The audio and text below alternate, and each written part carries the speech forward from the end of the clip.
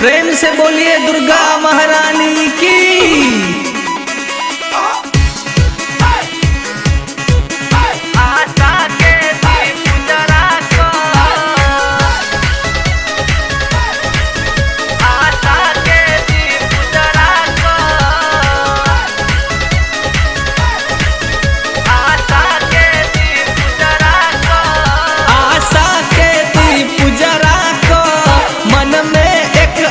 लगा को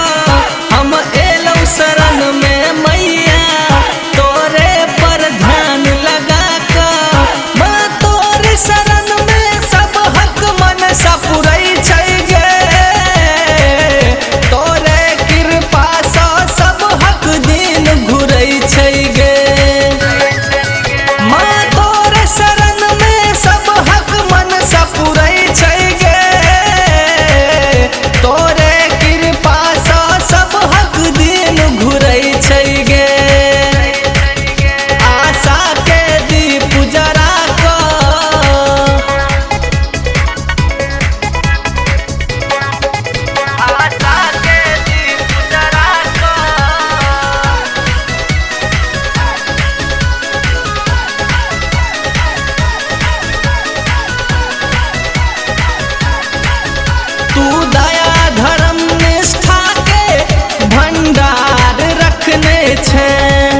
ममता के देवी लाखों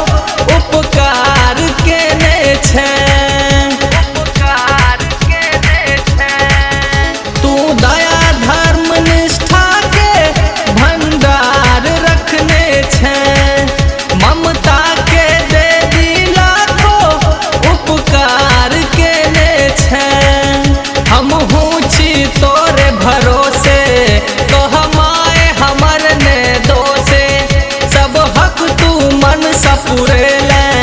हमरे सा किए छरो से माँ तोरे शरण में सब हक मन सा पुरई छै गे तोरे कृपा सा सब हक दिन घुरई छै गे आशा के दीप जरा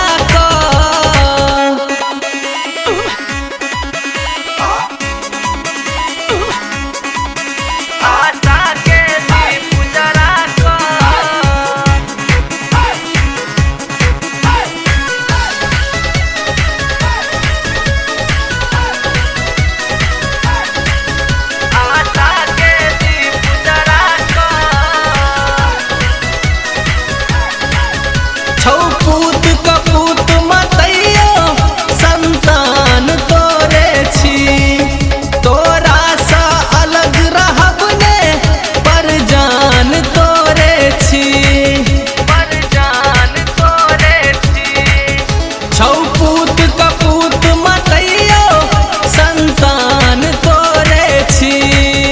तोरा सा अलग न रहब पर जान तोरे छी